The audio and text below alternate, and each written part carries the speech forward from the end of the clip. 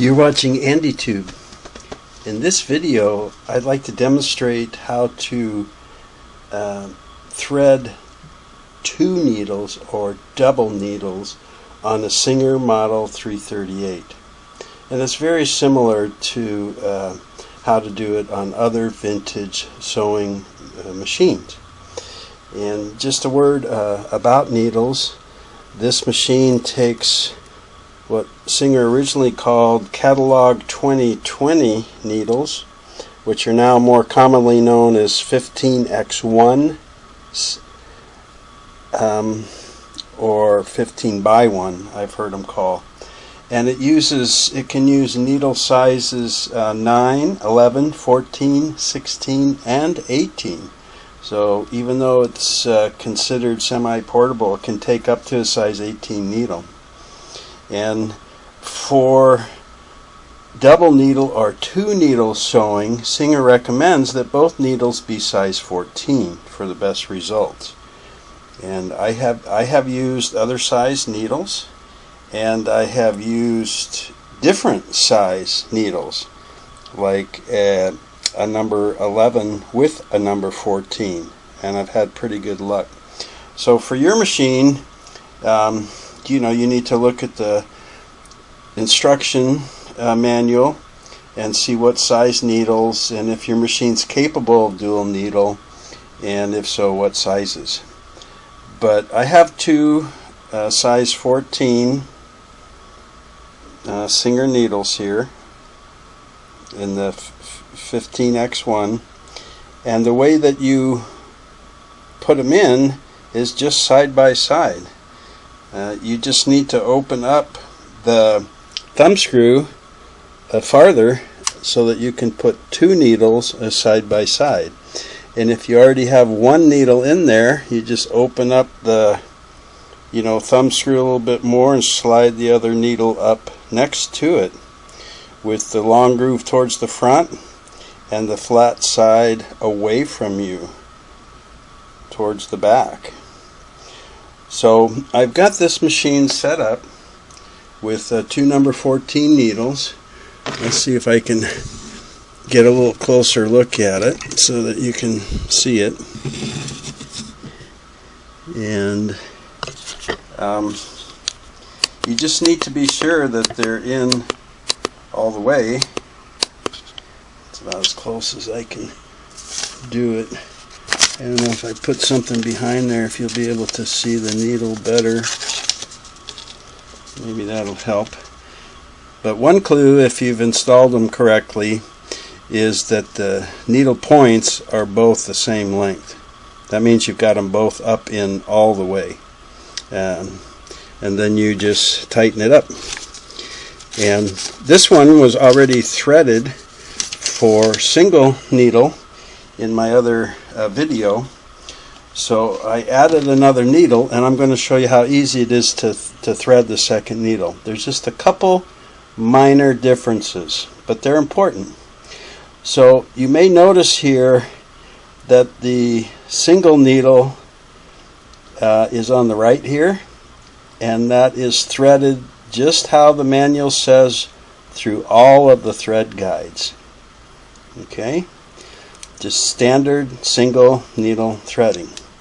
Now for the second needle, I've just added a temporary spool pin up here. I need to order the proper size for the 338, and I have another spool of thread, and you just follow along like the original single needle. So we'll start up here with the arm cover thread guide, and we'll pop that in, and we'll pull some slack down to our work surface, and then I still put tension on it up here with my thumb, and I'm going to raise my presser foot, which releases tension on the disc. So I need to get the thread between the disc.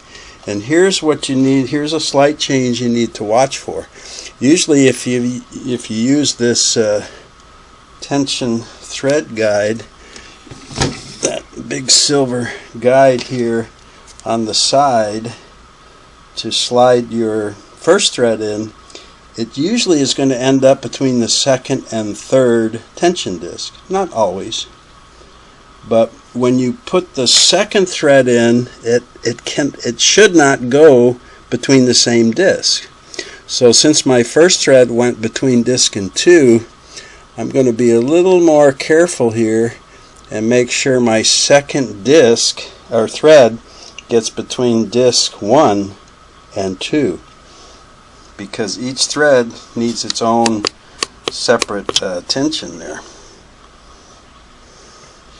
Then I'm still going to put pressure up above with my thumb, and I'm going to pull that check spring up so the thread goes over the little finger, just like the first thread.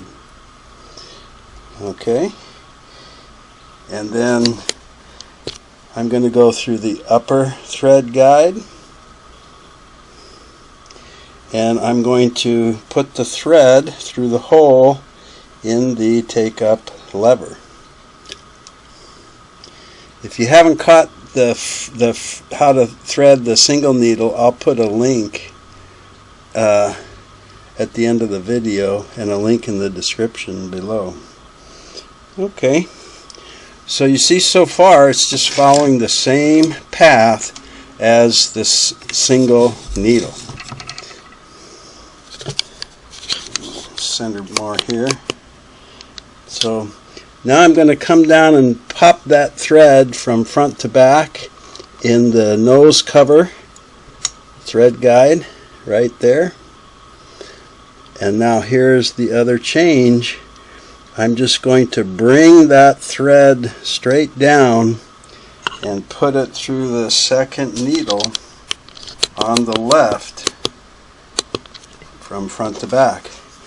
I am not going to run it through the needle bar thread guide or the needle holder thread guide.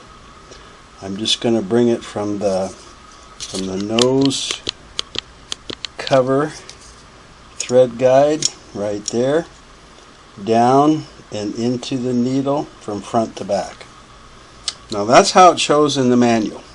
Some people do take it through the needle bar pigtail thread guide, and they only bypass the slot in the needle holder, that little thread guide.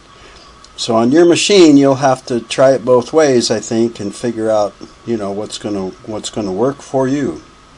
Okay, so let me thread that needle. I'm going to bypass both of them as they show in their manual, and let me thread that needle, and I'll show you how to use both threads to pick up the bobbin thread here when I'm done.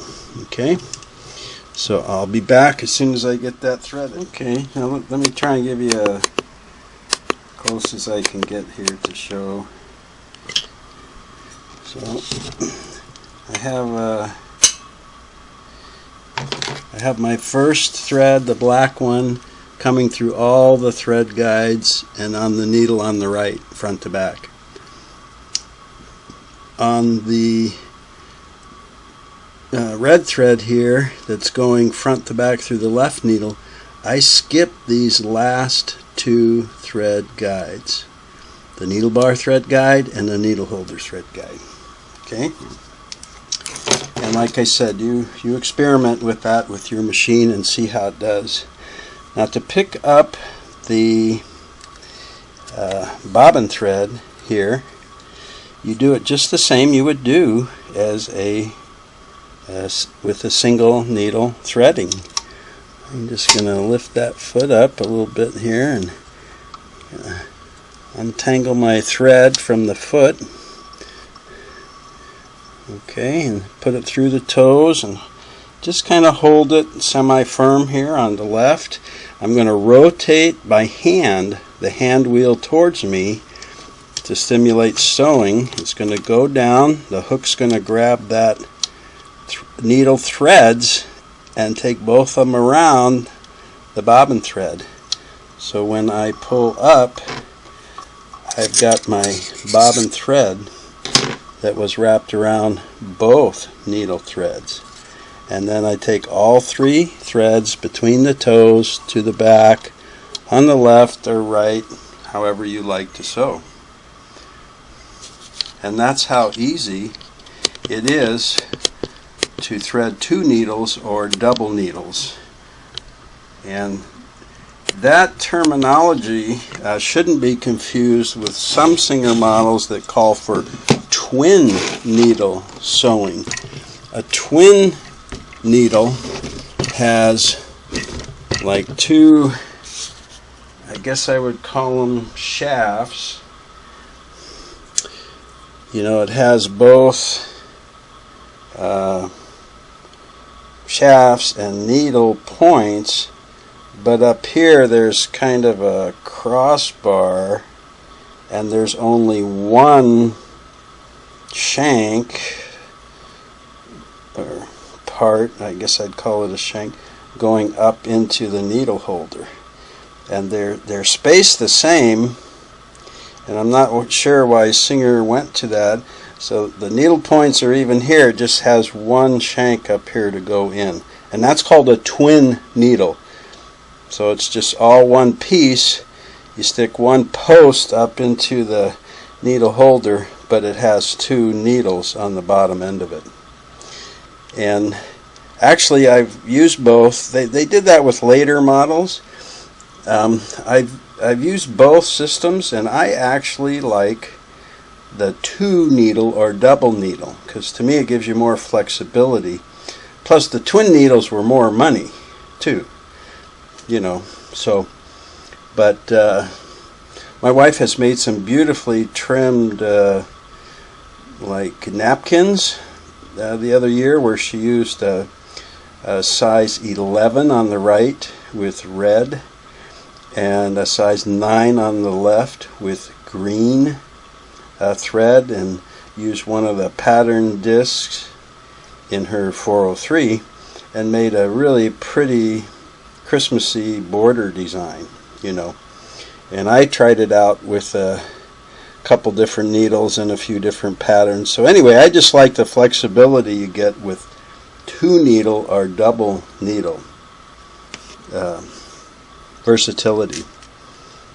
So, and I might do, when I do my sewing video, I'll probably do a section on double needle stitching just to show how poor my skills are. But that's how to thread double or 2 needles. So just to reiterate, go from your second spool pin with a second thread through the arm cover thread guide, down through the tension unit with the presser foot up, but between different discs than your first thread. So if your first thread went between disc 1 and 2, your second set has to go between 2 and 3. And it comes around, picks up the check spring the same way, goes through the thread take-up lever the same way, goes through the nose cover thread guide the same way, but then direct to the needle, bypassing the needle bar thread guide and needle holder thread guide. And you hold both threads when you pick up the bobbin thread. And it's kind of cool because you have 2 needle threads, but you still only have the 1 bobbin. There's no way to put dual thread on the bobbin or have 2 bobbins on this domestic machine, you know. So that's it. I hope that was interesting to you, and if you have a machine that's capable of a 2 needle or dual needle or even the twin needle, I hope you'll play with it a little bit and see what you can create with that. Thanks again for stopping by Andy Tube, and I hope you'll come back and see me. Take care.